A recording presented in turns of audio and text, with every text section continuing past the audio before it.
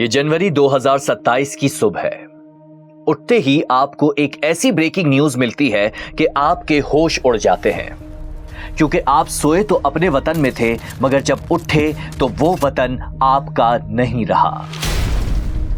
जी हां, यह आपके करोड़ों हम वतनों के लिए जिंदगी की सबसे बड़ी खबर है। मगर यह सब एक रात में नहीं हुआ, इसकी प्लानिंग तो सैकड़ों साल से हो रही थी। गौर से देखिए इस मैप को। पूरे का पूरा फलस्तीन, लिबनान, उर्दन, 70% शाम, आधा इराक, 33% सऊदी अरब, 35% मिस्र, आधे से ज्यादा कुवैत और थोड़ा बहुत तुर्की, ये सब अब मुस्लिम ममालिक की टेरिटरी नहीं रहे, बल्कि ग्रेटर इसराइल का हिस्सा बन चुके हैं। ये है दरियाए नील और फुरात। इस परचम में ही नहीं, हमारे मुस्तकबिल में भी एक दिन सारी दुनिया तुम्हारी गुलामी में होगी। 2027 में ये सब सच हो सकता है। एक ऐसा ख्वाब जिसे लाखों इसराइली खुली आंखों से देखते हैं। आज तक आपको यही लग रहा होगा कि ग्रेटर इसराइल कोई फैंटेसी है। फैंटेसी में तो आप जी रहे हैं भाई, वो तो अपने मिशन पर है। ग्रेटर इसराइल बनेगा।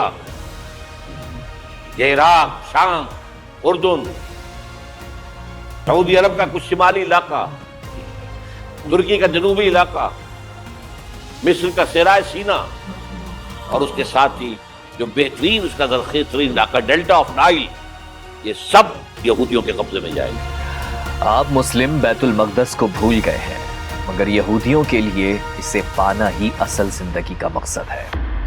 एक वक्त था जब मुसलमानों ने इसे आजाद कराना अपनी जिंदगी का मकसद बनाया और आजाद भी करवाया। मगर सवाल यह है कि यहूदियों के लिए मुसलमानों का अव्वल क़िबला बैतुल मक़दस इतना अहम क्यों है?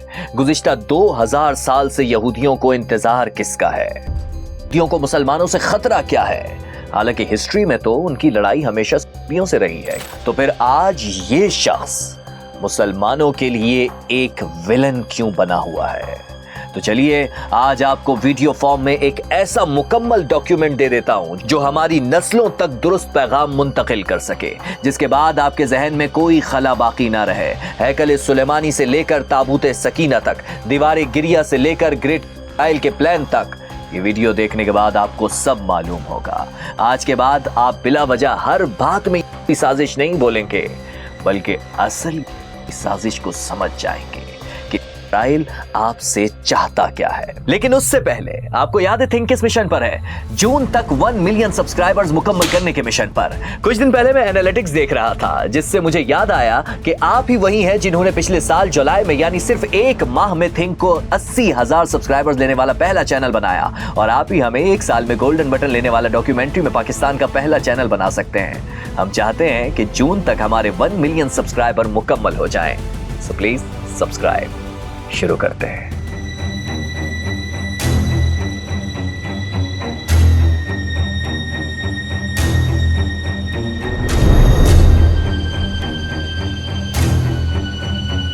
बात इतनी सिंपल नहीं जितनी आपको लगती है, लेकिन मेरी कोशिश है कि आपको बिल्कुल सिंपल करके समझाऊं, यहूदियों की तारीख भी और प्लान भी। इसराइल के एक फेमस राइटर हैं एहवी लिप्किन, उन्होंने ग्रेटर इसराइल की बाकायदा डिटेल लिखी है। भाई मैं ये हवा में बातें नहीं कर रहा। वहां हैकल सुलेमानी बनाना चाहता है। तो क्या है ये हैकल सुलेमानी? ये जानने के लिए हमें जानना पड़ेगा कि दुनिया में यहूदी आए कहां से। चलिए 4000 साल पहले चलते हैं। ये फलस्तीन है। 4000 साल पहले इसे कनान कहा जाता था। हजरत इब्राहीम अलैहिस्सलाम पहली बार यहाँ तशरीफ लाए। यहीं पर अल्लाह ने उन्हें 2 बेटों से नवाजा, हजरत इस्माइल और हजरत इसहाक। वक्त गुजरता रहा, हजरत इस्माइल ने फलस्तीन छोड़ने का फैसला किया और मक्का को अपना मुस्तकिल ठिकाना बनाया, जबकि हजरत इसहाक अलैहिस्सलाम फलस्तीन में ही रहे। इसहाक अलैहिस्सलाम के बेटे हुए याकूब अलैहिस्सलाम और उन्हीं का लक़ब पड़ा इसराइल। हजरत याकूब अलैहिस्सलाम को अल्लाह ने 12 बेटों से नवाजा, लेकिन उनमें से एक बेटा ऐसा था जो याकूब अलैहिस्सलाम को बहुत अजीज था। जी हाँ, हजरत यूसुफ अलैहिस्सलाम। आपका किस्सा काफी तवील है, लेकिन हम स्टोरी की तरफ तेजी से बढ़ेंगे, इसीलिए आपको डायरेक्ट बताते हैं कि यूसुफ अलैहिस्सलाम मिस्र के वजीर आजम बने और अपने भाइयों को फलस्तीन से मिस्र ले गए। اب عالم یہ تھا کہ حضرت یعقوب جنہیں اسرائیل بھی کہا جاتا تھا، ان کے 12 بیٹوں یعنی بنی اسرائیل نے مصر میں خوب ترقی کی، ان کی اولادیں خوب پھلنے پھولنے لگیں، ان کی ایک طاقت تھی، ایک نام تھا، یہی طاقت فرعون کو گوارا نہیں تھی۔ فرعون کھل کر سامنے آیا اور ایک دن ایسا بھی آیا کہ اس نے پورے بنی اسرائیل کو ہی اپنا غلام بنا لیا۔ 400 سال گزر گئے۔ اب انہی قبیلوں میں ایک قبیلے لیوی کی اولاد میں سے موسیٰ علیہ السلام آئے۔ انہوں نے بالآخر بنی اسرائیل کے 12 قبیلوں کو فرعون کے شکنجے سے آزاد کروایا اور سب کو اپنے ساتھ فلسطین لے گئے۔ اب یہاں پر موسیٰ علیہ السلام نے اللہ کے حکم سے بنی اسرائیل پر زور دیا کہ ان پر حملہ کرو، لیکن فرعون کی غلامی میں رہنے والے بنی اسرائیل جو بزدل ہو چکے تھے، ان کی طرف سے جواب آیا، بالکل نہیں، ہم حملہ نہیں کریں گے۔ بات تھوڑی طویل ہو رہی ہے، لیکن تاریخ کو سمجھنے کے لیے سارے واقعات جاننا ضروری ہے۔ یہاں پر اللہ کی طرف سے بنی اسرائیل کو 40 سال کی سزا ملنے کا ذکر ملتا ہے۔ ان 40 سالوں میں بنی اسرائیل کو صحرا تک محدود کر دیا گیا۔ موسیٰ علیہ السلام کے بعد بنی اسرائیل طویل عرصے تک فلسطین میں ہی رہے، لیکن وقت ایک سا نہیں رہتا، پھر پورا وقت آیا، انہیں وہاں سے ایک دفعہ پھر نکال دیا گیا۔ اللہ نے انہیں امتحان میں ڈالا تھا، لیکن آگے انہیں اس کا اچھا صلہ بھی ملنے والا تھا۔ اللہ نے بنی اسرائیل کے 12 قبیلوں میں سے ایک قبیلے یہودا کی اولاد میں ایک پیغمبر کا انتخاب کیا، حضرت داؤد علیہ السلام۔ یہ داؤد علیہ السلام ہی تھے جنہوں نے پوری طاقت کے ساتھ یروشلم پر حملہ کیا اور بالآخر فتح ان کا مقدر بنی۔ یروشلم دوبارہ فتح کر لیا گیا اور پھر حضرت داؤد علیہ السلام کے بیٹے حضرت سلیمان علیہ السلام نے 961 قبل مسیح میں مسجد اور شہر کی تعمیر و تجدید کروائی۔ یہی وجہ ہے کہ یہودی بیت المقدس کو ہیکل سلیمانی کہتے ہیں۔ اس کے بعد بنی اسرائیل کا سب سے طاقتور قبیلہ یہودا کی اولاد بن گیا، اور اس کی وجہ ظاہر یہی تھی کہ حضرت سلیمان علیہ السلام جو اس وقت دنیا کے سب سے طاقتور بادشاہ تھے، ان کا تعلق یہودا قبیلے سے تھا۔ حضرت سلیمان علیہ السلام کے بیٹے کا نام ربوعام تھا۔ بدقسمتی سے وہ اپنے والد کی طرح لیڈرشپ کی صلاحیت نہیں رکھتا تھا، نہ ہی وہ بنی اسرائیل کے قبیلوں کو ایک لڑی میں پرو کر رکھ سکا۔ ہوا یوں کہ یہ 12 قبیلے آپس میں دست و گریباں ہو گئے۔ اس مارا ماری اور نفسا نفسی کا نتیجہ بہت جلد سامنے آ گیا۔ سلیمان علیہ السلام کی یہ عظیم سلطنت 2 ٹکڑوں میں بٹ گئی۔ یہودا قبیلے کی مکمل حکمرانی ختم ہو گئی۔ بنی اسرائیل کے 10 قبیلے اب آزاد تھے۔ اس کے بعد ایک نئی امپائر وجود میں آئی، کنگڈم آف اسرائیل۔ جی ہاں، اب آپ کے کچھ سمجھ آ رہا ہوگا۔ اس زمانے میں کنگڈم آف اسرائیل کا یہی نقشہ تھا جو دوبارہ بنانے کے لیے ایک بےتاب ہو رہا ہے۔ ویٹ کریں، تفصیل سے بتاؤں گا۔ ابھی واپس اسٹوری میں چلتے ہیں۔ ہوا یوں کہ بنی اسرائیل کے اب صرف 2 قبیلے یعنی یہودا اور بنیامین اپنی جگہ پر رہے، مگر آپس کی لڑائیوں سے یہ شرازہ بھی بکھرنے والا تھا۔ بنی بنائی سلطنت پھر ٹوٹنے والی تھی، اور یہی ہوا۔ بنی اسرائیل کی آپس کی لڑائیاں کنٹرول سے باہر ہونے لگیں تو معاملات تیزی سے ہاتھ سے نکلنے لگے۔ ایسے میں سیریا سے فلسطین پر حملہ ہوا، جس کے بعد کنگڈم آف اسرائیل کے پورے 10 قبیلوں پر قبضہ ہو گیا۔ اب بنی اسرائیل کے یہ 10 قبیلے ہاتھ پر ہاتھ دھرے بیٹھے رہ گئے اور سوچتے رہے کہ اب کیا کیا جائے، لیکن اب کچھ نہیں ہو سکتا تھا۔ ہاں، مگر ایک آپشن تھا کہ جان بچانے کے لیے فلسطین چھوڑ کر بھاگ نکلا جائے۔ جی ہاں، یوں بنی اسرائیل کے 10 قبیلے فلسطین چھوڑ گئے۔ بہت سارے دریائے فرات کے مشرق میں آباد ہوئے اور نئے دیس میں نیا بھیس بھی اپنا لیا۔ کئیوں نے تو رہن سہن کے ساتھ اپنا مذہب بھی بدل لیا، اور اس طرح دنیا میں بنی اسرائیل کے پرانے مذہب کے صرف 2 قبیلے ہی باقی رہ گئے، یہودا اور بنیامین۔ ان دونوں میں حکومت یہودا قبیلے کی تھی، اور یہی وجہ ہے کہ آج ہم ان سب کو یہودی کہتے ہیں، کیونکہ آج دنیا میں جتنے بھی یہودی ہیں وہ بنی اسرائیل کا چھوٹا سا حصہ ہے، یعنی صرف 2 قبیلوں کا۔ مطلب یہ لوگ یہودا اور بنیامین کے نام لیوا ہے، انہی کی اولادیں ہیں۔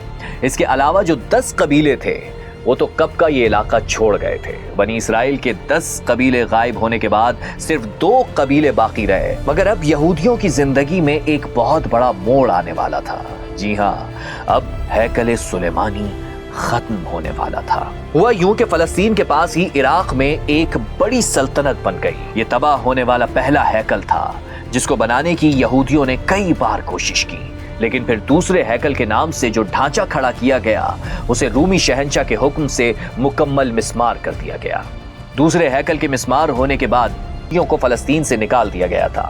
हाँ, मगर रूमी शहंशाह ने दूसरे हैकल की एक दीवार, जिसे दीवार गिरिया कहा जाता है, उसे छोड़ दिया।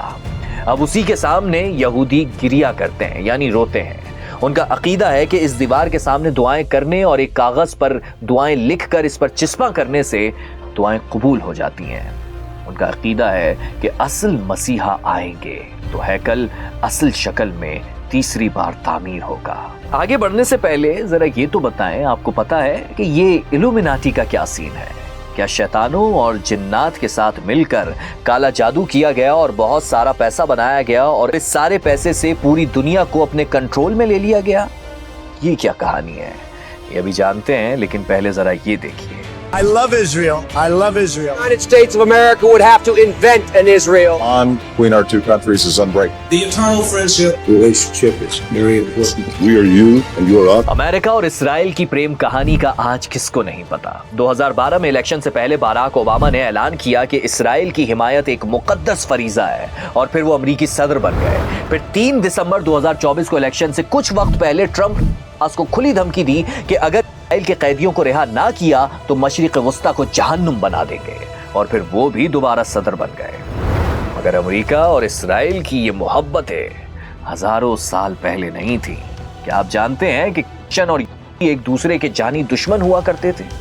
जी हाँ, मुसलमानों से तो का मसला था ही नहीं। दरअसल ईसाइयों ने यहूदियों को बहुत मारा था। ये दास्तान शुरू होती है ईसा अलैहिस्सलाम से। 2000 साल पहले यहूदी फलस्तीन में रहते थे। उस वक्त उनकी हालत बहुत पतली थी। जो ठाट बाट आज आप उनके देख रहे हैं, ऐसा कोई सीन नहीं था। उसकी वजह यह थी कि फलस्तीन पर राज था रोमन अंपायर का, जो उस वक्त की सुपर पावर थी। अगर ये कहें कि रोमन अंपायर में यहूदियों की हैसियत गुलामों जैसी थी तो ये गलत ना होगा। इसके साथ साथ यहूदियों पर हर तरह का जुल्म और सितम होता था। स्कॉलर्स दावा करने लगे कि तौरात में बताई गई सारी निशानियां जाहिर हो चुकी हैं और अब वो वक्त आ गया है कि यहूदियों को बचाने के लिए उनका मसीहा आएगा, जो सब कुछ बदल कर रख देगा। दुखों के दिन खुशियों में बदल जाएंगे। मगर ऐसा कुछ नहीं हुआ, बल्कि हजरत ईसा अलैहिस्सलाम लोगों के पास जाते थे और उन्हें बताते थे कि हमारे मजहब में जो बिगाड़ आया है, जिस तरह से उसकी शक्ल तब्दील की गई है, उसके जिम्मेदार सिर्फ और सिर्फ स्कॉलर्स हैं। उस पर स्कॉलर्स का क्या रिएक्शन आया वो भी जानिए। स्कॉलर्स अब खामोश ना रहे। हजरत ईसा अलैहिस्सलाम के खिलाफ अब वो खुलकर बात कर रहे थे। उनके खिलाफ साजिशों के जाल बुनने लगे। फिर वो वक्त भी आया जब आपको मारने की कोशिशें की गई। स्कॉलर्स रोमन अंपायर के दरबार में पहुंचते, उन पर दबाव डालते कि ईसा अलैहिस्सलाम को मौत की सजा दी जाए, लेकिन ये साजिशें कामयाब ना हो सकी। ईसा अलैहिस्सलाम अल्लाह के हुक्म से बच गए, लेकिन वहां से चले गए। आपके जाने के बाद यहूदियों को फलस्तीन में कभी भी चैन और सुकून मयस्सर ना आ सका। आगे की कहानी इससे भी ज्यादा इंटरेस्टिंग है। रोमन अंपायर और यहूदियों के दरमियान होने वाली जंग की कहानी।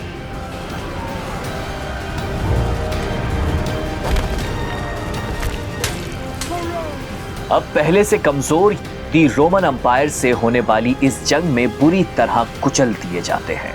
हजारों यहूदी जान से जाते हैं। यरूशलेम में यहूदियों की सबसे मुकद्दस जगह सेकंड टेंपल को आग लगा दी जाती है। उसके बाद सारे यहूदियों को फलस्तीन से निकाल बाहर किया जाता है। अब यहूदियों के पास कोई ऑप्शन बाकी नहीं बचता। जाएं तो जाएं कहां? जिसको जहां मौका मिलता है वो उस तरफ निकल जाता है। वक्त तेजी से गुजरता है, कई सदियां गुजर जाती हैं। हर यहूदी किसी मुआवजे का मुंतजिर रहता है। उनकी एक ही ख्वाहिश होती है कि किसी भी तरह दोबारा फलस्तीन में आबाद हो सके। यहूदियों को फलस्तीन से निकले 500 साल गुजर जाते हैं। ठीक 500 साल बाद दुनिया एक नई रियासत को वेलकम करती है, मदीना की रियासत।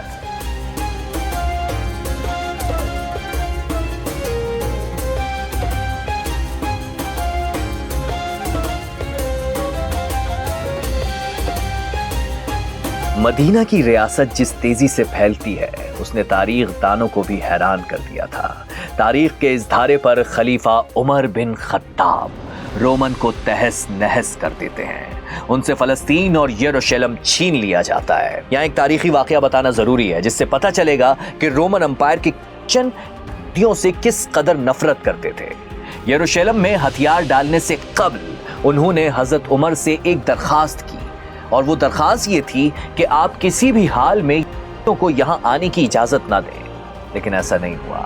حضرت عمر نے ان کی یہ بات بالکل نہیں مانی اور انہوں نے یہودیوں کو کھلے دل سے یروشلم میں آنے کی اجازت دی۔ جب بیت المقدس کی فتح ہو رہی تھی، سیدنا عمر فاروق وہاں پر آئے تھے، اور اس وقت جو وہاں کے انتظام تھا وہ مسیحیوں کے پاس تھا، اور ان کے جو پادری تھے ان کا یہ کہنا تھا کہ ہم اگر سیدنا عمر فاروق آئیں گے تو ان کو ہم چابیاں حوالے کریں گے۔ تو جب وہ آئے تو اس کے بعد آپ کو یہ جان کر حیرت ہوگی کہ بیت المقدس کے ساتھ ہی وہاں پر جو ہیکل سلیمانی ہے، جہاں پر ان کی عبادت گاہ تھی یہود کی، وہاں پر گندگی کے ڈھیر تھے۔ اور اس کے بعد سیدنا عمر فاروق اور ان کے ساتھیوں نے مل کر، یعنی وہ خود گئے اور انہوں نے اس کی صفائی کی کہ یہاں پر عبادت ہوتی تھی اور یہ ایک عبادت گاہ۔ تو مسیحی اس معاملے کو بہت حیرت سے دیکھ رہے تھے کہ کس طرح مسلمانوں کا خلیفہ بذات خود آ کر اس کی صفائی کر رہا ہے۔ تو اس سے آپ اندازہ لگا سکتے ہیں کہ مسلمانوں کے ان کے ساتھ تعلقات کیسے تھے۔ یہودیوں کے لیے یروشلم میں انٹری کا اجازت نامہ تازہ ہوا کا ایک خوشگوار جھونکا تھا۔ اس کے بعد اگلے 400 سال تک یہودی اور مسلمان ایک دوسرے کے گہرے دوست بنے رہے۔ اور پتہ ہے دشمن کون تھے؟ وہی جن سے آج ان کی پریم کہانی چل رہی ہے۔ لیکن اب یہاں آتا ہے ڈرامائی موڑ۔ 400 سال کی حکمرانی کا سورج غروب ہوتا ہے، دین کو مسلمانوں سے چھین لیا جاتا ہے۔ یہ سب کیسے ہوا یہ بتاتے ہیں۔ ہوا یوں کہ ایک نئے پوپ اربن کی دھواں دھار انٹری ہوتی ہے۔ اس نے آتے ہی یورپ کے عوام اور بادشاہوں کو مسلمانوں کے خلاف جنگ لڑنے کا آرڈر جاری کیا۔ اس کی وجہ یہ تھی کہ پوپ چاہتا تھا کہ مسلمانوں سے اپنا مقدس شہر یروشلم چھین سکیں۔ بس پھر کیا تھا، یورپ کے کرسچنز ایک ہو گئے، انہوں نے مل کر مسلمانوں پر حملہ کر دیا۔ بہت ہی آسانی سے پورے فلسطین پر قبضہ کر لیا گیا، بے دردی سے مسلمانوں کو مارنے لگے۔ جب وہاں پر مسیحیوں نے وہاں پر کنٹرول حاصل کیا اسپین کا دوبارہ، تو انہوں نے مسلمانوں اور یہود کے سامنے 2 آپشن رکھے تھے کہ یا تو آپ مسیحی مذہب قبول کریں یا پھر مرنے کے لیے تیار ہو جائیں۔ تو کچھ لوگوں نے یقینی طور پر اس وقت کی صورتحال میں مسیحی مذہب قبول کیا ہوگا، بہت ساروں نے قبول نہیں کیا، اور اس کا نتیجہ پھر یہ نکلا کہ وہاں پر ہزاروں کی تعداد میں مسلمان اور یہود کو کیا گیا، اور بہت سارے مسلمان اور یہود ایسے تھے کہ ان کو ریسکیو کیا گیا، ان کو بچایا گیا۔ اور یہ کس نے بچایا؟ یہ بچانے والے جو لوگ تھے وہ سلطنت عثمانیہ کے ماتحت تھے، اور اس وقت کے خلیفہ نے احکامات جاری کیے تھے کہ اندلس یا اسپین کی سرزمین میں جو مسلمان یا یہود ہیں ان کو وہاں سے ریسکیو کیا جائے۔ تو پھر بحری جہازوں کا ایک بیڑا روانہ ہوتا ہے، اور پھر وہ ان کی مدد کی جاتی ہے، اور ہزاروں کی تعداد میں مسلمانوں اور یہود کو وہاں سے نکالا جاتا ہے، اور ریسکیو کر کے اس وقت جو موجودہ یونان ہے، اس کا ایک علاقہ تھا سلانیک، وہ ماتحت تھا خلافت عثمانیہ کے، اور یہود نے پھر خواہش ظاہر کی کہ وہ یہیں پہ رہنا چاہتے ہیں، کچھ ان کی پرانی بھی اس سے یادیں وابستہ تھیں۔ اور یہ علاقہ جو سکندر اعظم، سکندر مقدونی جسے کہا جاتا ہے، اس کا آبائی علاقہ تھا، اور یہ اس کی بہن کے نام سے یہ علاقہ منسوب تھا۔ تو یہاں پر یہود آباد ہونا شروع ہو گئے۔ اب چند مسلمانوں کو مارنے کے ساتھ ساتھ یہودیوں کا بھی پیچھا کرنے لگے، جسے دیکھ کر یہودیوں کے بچے اور عورتیں اپنے ٹیمپل میں چھپ گئے، اور جیسے ہی یعنی کروسیڈرز کو ان کی جگہ کا پتہ چلا تو انہوں نے کیا کیا، ایسا گھناؤنا کام جس کا یہودی سوچ بھی نہیں سکتے تھے۔ کرسچنز نے یہودیوں کی ان ساری بلڈنگز کو آگ لگا دی، ہزاروں کو زندہ جلا دیا گیا۔ اس کے بعد اب کرسچنز کے سامنے کھلا میدان تھا، کوئی پوچھنے والا نہیں تھا، لیکن یہ معاملہ زیادہ دیر نہیں چل سکا۔ 90 سال بعد کرسچنز کے سامنے اب آ رہا تھا مسلمانوں کا ایک نیا لیڈر، جو صرف مسلمانوں کو دوبارہ متحد ہی نہیں کرے گا بلکہ کرسچنز کے بھی سارے قصبل نکال دے گا، اور یہ تھے سلطان صلاح الدین ایوبی۔ دین پر ایک اور حملہ ہوتا ہے، اور اس بار حملے میں भी मुसलमानों के साथ खड़े होते हैं। यहां तक कि दुनिया के सबसे बड़े यहूदी स्कॉलर भी सलाहुद्दीन अय्यूबी के साथ इस जंग में शामिल थे। सुल्तान सलाहुद्दीन अय्यूबी फातेह बनते हैं और फलस्तीन एक बार फिर मुसलमानों के पास आ जाता है। अब मुसलमान और यहूदी एक बार फिर अमन और सुकून से रहने लगते हैं। यहूदियों को मुसलमानों से कोई खतरा नहीं था। सवाल यह है कि अगर दुनिया के मुसलमान और सिर्फ 500 साल पहले तक एक दूसरे के इतने अच्छे दोस्त थे, तो फिर इस बीच ऐसा क्या हो गया कि यहूदी और क्रिश्चियंस इकट्ठे हो गए और मिलकर मुसलमानों के दुश्मन बन गए। इल्यूमिनाटी, ये नाम तो आपने सुना ही होगा, साइन भी देखा होगा। ये यहूदियों की एक पुरअसरार तंजीम थी।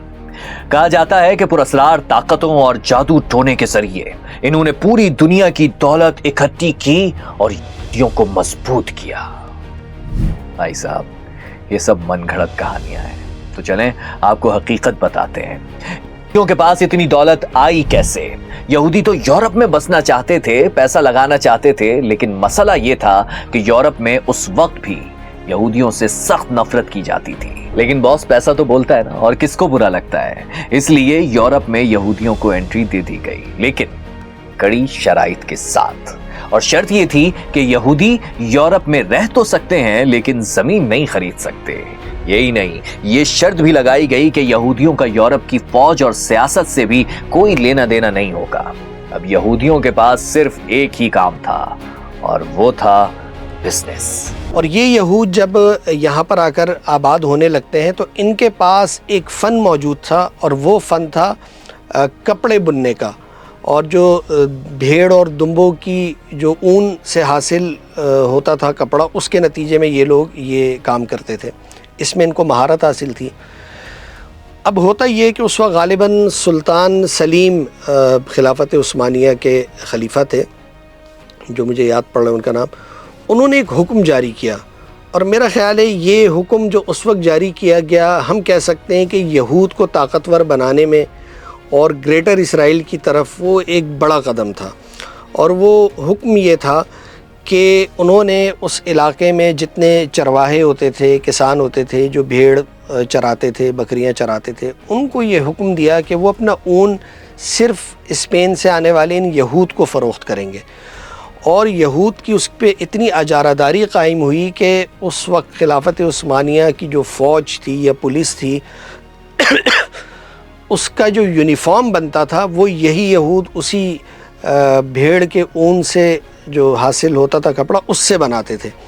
तो इससे इनका ये कारोबार इस हद तक बढ़ा कि खिलाफत उस्मानिया के दरबार तक इनकी मौसर रसाई हुई। और ये रसाई इस दर्जे की थी कि उस ज़माने में कई मौक़ों पर जो मुख्तलिफ़ यहूदी ताजिर थे जो वहाँ रहते थे, उनको उस्मानी खिलाफत ने मुख्तलिफ़ यूरोपीय ममालिक में अपना सफ़ीर भी बनाकर भेजा, एलची के तौर पर भी वो गए।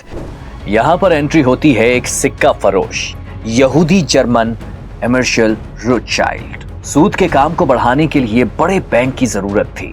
रोथशाइल्ड ने दुनिया का सबसे बड़ा बैंक बनाया। असल में ये रोथशाइल्ड ही था जिसने दुनिया की सबसे ताकतवर इकोनॉमी की बुनियाद रखी। रोथशाइल्ड फैमिली के पास इतना पैसा था कि उस वक्त की स्पेनिश, फ्रेंच और ब्रिटिश अंपायर सब उन्हीं के पैसों से चलती थी। लेकिन रोथशाइल्ड को असल ताकत उस वक्त मिली जब यूरोप में एक बहुत बड़ी जंग शुरू हो गई। जंग की क़यादत थी फ्रांस के बादशाह नेपोलियन के पास। पूरे यूरोप पर उसका असर व रसूख बढ़ रहा था। देखते ही देखते फैमिली की मदद से दुनिया में नए सुपर पावर का ज़हूर हुआ, और वो सुपर पावर थी ब्रिटिश अंपायर। और वो दौलत और पावर के लिहाज से उस वक्त अपने उरूज पर थे, और अब उनके पास दोबारा फलस्तीन में आबाद होने का गोल्डन चांस था। यहूदियों के सारे बड़े एक जगह जमा होते हैं, और उन्हें जमा करने वाला था ये शख्स थियोडोर हर्जल। ये वही शख्स है जिसने इस तंजीम की बुनियाद रखी, जिसके पुतले आज भी में मौजूद हैं। अब यहाँ फैसला होता है कि पूरी दुनिया से 40,000 तीन में शिफ्ट किए जाएंगे, और छुप छुपा कर इस पर काम शुरू भी हो जाता है। हिकमत अमली ये थी कि फलस्तीनियों से उनकी जमीन खरीदी जाए एट एनी कॉस्ट। गरीब अरबों को जब उनकी जमीन की कीमत मार्केट से 3 गुना ज्यादा ऑफर की गई तो वो खुशी से झूम उठे। उनके लिए ये एक शानदार डील थी, लेकिन यहूदियों के लिए भी सौदा महंगा नहीं था। क्यों महंगा नहीं था, अभी समझ आ जाएगा। इसी को सीक्रेट कहते हैं। फलस्तीन की सिर्फ आबाद जमीनें ही नहीं बल्कि बंजर जमीनें भी सोने के दाम खरीदी जा रही थी।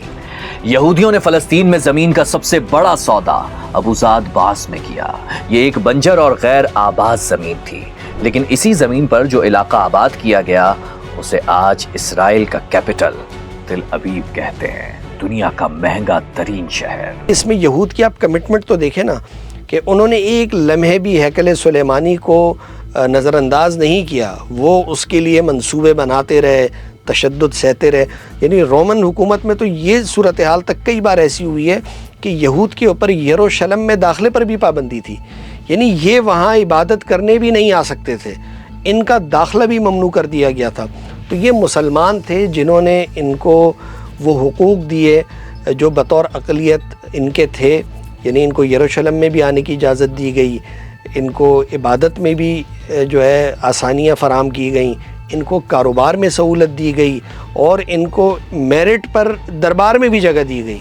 अब यहाँ कहानी में एक सनसनीखेज मोड़ आने वाला है जी। अचानक अमेरिका में एक किताब मंजर आम पर आती है जिसका नाम होता है जीसस इज कमिंग। इस किताब में दरअसल पूरी दुनिया में फैले क्रिश्चियंस के लिए एक पैगाम होता है, और वो ये था कि दुनिया में बहुत जल्द जीसस वापस आ रहे हैं। लेकिन आप कहेंगे कि इससे यहूदियों का क्या लेना देना, बताते हैं। किताब में दावा किया जाता है कि जीसस दुनिया में तभी वापस आएंगे जब फलस्तीन में यहूदियों का मुल्क होगा। इस किताब ने यहूदियों को अमेरिका की ऐसी हिमायत दिलाई जो बड़े बड़े यहूदी अपना सब कुछ निछावर करके भी हासिल नहीं कर पाए थे। यही वो मौका था जब दुनिया के सामने आ गए, अपना पहला बाज़ाब्ता इजलास बुलाया। इसी इजलास में के लीडर थियोडोर हर्जल ने इसराइल का परचम बनाया और ग्रेटर इसराइल का आइडिया पेश किया।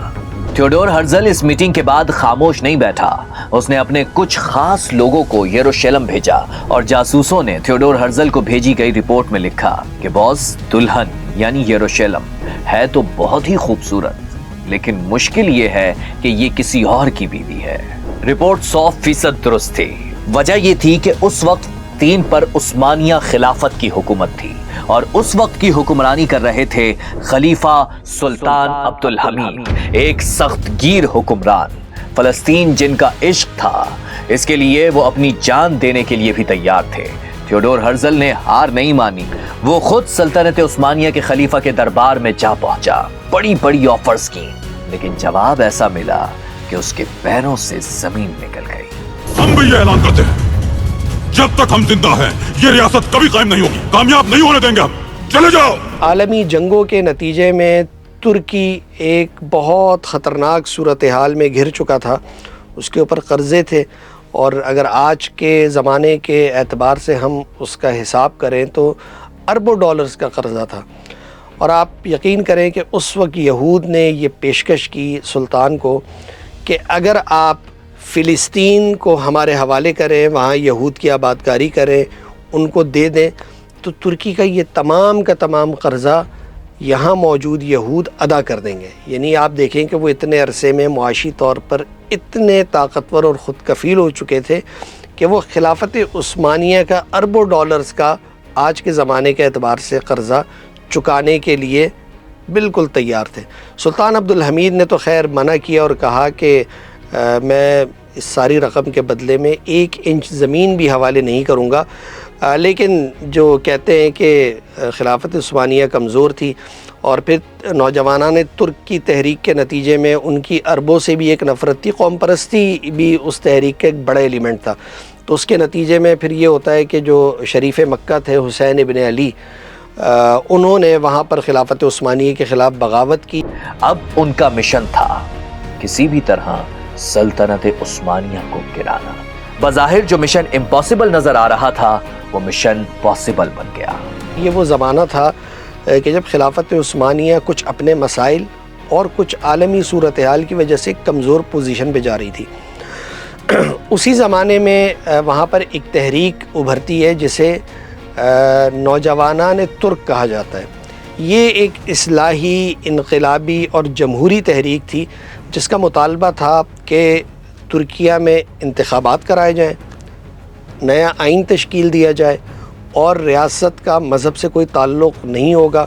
اور اس تحریک کے اٹھانے والے بہت سارے وہ ترک تھے جو فرانس اور دیگر یورپی تعلیمی اداروں سے پڑھ کر اپنے ملک واپس آئے تھے، اور ان میں جمال پاشا اور دیگر وہ کچھ قیادت میں لوگ شامل تھے. انتخابات بھی ہوئے، ان کو کامیابی بھی ملی. اس تحریک کو بھی کہیں نہ کہیں کی پشت پناہی حاصل تھی. ورلڈ وار 1 ختم ہوئی تو فلسطین میں یہودیوں کی تعداد لگ بھگ 10% کے قریب تھی، لیکن ورلڈ وار 2 کا اینڈ ہوا تو فلسطین میں 30% سے زائد یہودی تھے. ایک مرتبہ پھر برٹش امپائر کے پاس پہنچے، ریاست بنانے کا وعدہ یاد دلایا، لیکن مسئلہ پھر وہی. چین میں یہودیوں کی تعداد 30% تو ہو گئی تھی، لیکن باقی 70% تو مسلمان ہی تھے. برٹش امپائر دوراہے پر کھڑی تھی، کرے تو کیا کرے، کیونکہ اس صورتحال میں یہودی ریاست بنانا ناممکن تھا. اس کے صبر کا پیمانہ لبریز ہو گیا، پرانا دوست دشمن لگنے لگا. صورتحال عجیب و غریب ہو گئی تھی. بھی برٹش امپائر کے خلاف تھے اور مسلمان بھی. برٹش امپائر بھی تنگ آ گئی اور اس نے فلسطین کا معاملہ اقوام متحدہ کے سامنے رکھ دیا. دنیا کے سب سے بڑے نام نہاد جمہوری ادارے نے جو فیصلہ دیا وہ اس کی تاریخ کا سب سے عجیب و غریب فیصلہ تھا. قرار دیا گیا تین حصوں میں تقسیم ہوگا. اس میں سب سے بڑا حصہ 33% آبادی والے یہودیوں کو ملے گا، جبکہ فلسطین کے 66% مسلمانوں کو فلسطین کا چھوٹا سا حصہ دیا جائے گا. اور یروشلم کو ایک انٹرنیشنل شہر کا درجہ دیا جائے گا. کیونکہ تو لاٹری نکل آئی، فیصلے پر جشن منایا جانے لگا. لیکن مسلمانوں نے اقوام متحدہ کے اس منصوبے کو مکمل طور پر مسترد کر دیا. اس پر اچانک لیڈر منظر عام پر آیا اور مسلمانوں پر معاملے کو بگاڑنے کا الزام عائد کرتے ہوئے اعلان کیا کہ اب آدھا نہیں بلکہ پورا دین ہمارا ہوگا. عرب دنیا میں کوہرام برپا ہو گیا. کچھ ہی دن بعد 5 عرب ممالک نے اسرائیل پر حملہ کر دیا. اس کے فائدے کے بجائے نقصان ہی ہو گیا. اسرائیل نے امریکہ اور برٹش کی مدد سے ان عرب ممالک کو چلتا کیا. اس جنگ سے اسرائیل کا رقبہ اور بڑھ گیا. اور تو اور اقوام متحدہ نے فلسطین کا جو حصہ مسلمانوں کو دینے کا کہا تھا وہ بھی چھین لیا گیا. اس میں صحرائے سینا پر بھی قبضہ کر لیا تھا، اور اس علاقے پر قبضہ تھا. اور پھر جب مصر نے اسرائیل کو تسلیم کرنے کی بات کی تو مذاکرات کے نتیجے میں سینا کا علاقہ ان کے حوالے ہوا 67 میں.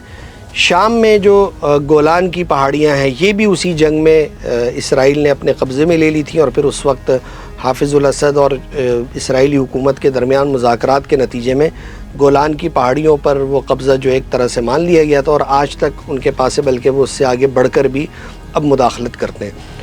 تو یہ اس طرح سے ان کا جو گریٹر اسرائیل کی ہم بات کرتے ہیں وہ ایک منصوبہ تو بہرحال اپنی جگہ موجود ہے. یہاں تک کہ اس ریاست کی توسیع کرتے ہوئے یہ مکہ مدینہ کی حدود تک جو ہے نا جانے کی بات کرتے ہیں کہ وہ بھی اس گریٹر اسرائیل کا حصہ ہوگا. معاملات مکمل طور پر یہودیوں کے حق میں تھے، لیکن اب بھی ایک مسئلہ تھا. فلسطین میں اب بھی یہودیوں سے زیادہ مسلمان تھے، اور پریٹینڈ کیا کہ مسلم یا برٹش حکومت میں یہودی سیف نہیں ہے. اگر یہودیوں کی کہیں جان بچ سکتی ہے تو وہ ان کا اپنا وطن اسرائیل ہے. اور اس طرح پوری دنیا سے 7 لاکھ سے زائد اسرائیل لا کر آباد کر دیے گئے. یوں فلسطین میں یہودیوں کی آبادی 60 سے 70% تک پہنچ گئی. اور پھر ناجائز طور پر یہ ریاست قائم ہو جاتی ہے، اور اس قائم کرنے میں امریکہ، برطانیہ، فرانس، اٹلی ان کا ایک مرکزی کردار تھا. یہاں تک کہ روس کا بھی تھا. نسلی طور پر چلتا ہے، یعنی کوئی آدمی یہودی مذہب قبول نہیں کر سکتا.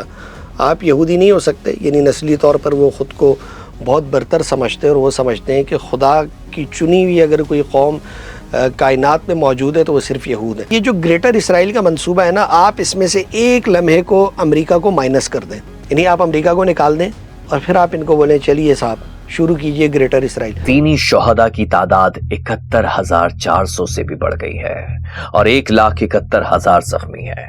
ان میں اکثریت نہتے بچوں، خواتین اور بوڑھوں کی ہے. لیکن یہاں پر ایک سوال ضرور اٹھتا ہے، یہ آخر اتنا کیوں کر رہے ہیں؟ یہودیوں کے پاس اس کی ایک لاجک ہے. यहूदी दावा करते हैं कि उनकी मुकद्दस किताब में लिखा है कि एक दिन याकूब अलैहिस्सलाम, जिन्हें इसराइल के नाम से भी जाना जाता है, वो फलस्तीन के इलाके से गुजर रहे थे। फासला लंबा था, थक गए और एक पत्थर को तकिया बनाकर सो गए। ख्वाब देखते हैं कि जिस पत्थर पर सर रख कर वो सो रहे हैं, ऐन उसी पत्थर के ऊपर बहुत सारे फरिश्ते बर्क रफ्तारी से कभी ऊपर जा रहे हैं और कभी नीचे आ रहे हैं। याकूब अलैहिस्सलाम नींद से बेदार हो जाते हैं, ऐलान करते हैं कि यही इलाका अल्लाह का असल घर है और यही वो मकाम है जहां से खुदा तक रसाई मुमकिन है। यहूदी इसी वजह से इस इलाके को इंतहाई मुकद्दस और अहम समझते हैं और वो इलाका है फलस्तीन। लेकिन दुनिया भर के मुसलमान भूल गए कि मस्जिद अक्सा उन्हें पुकार रही है।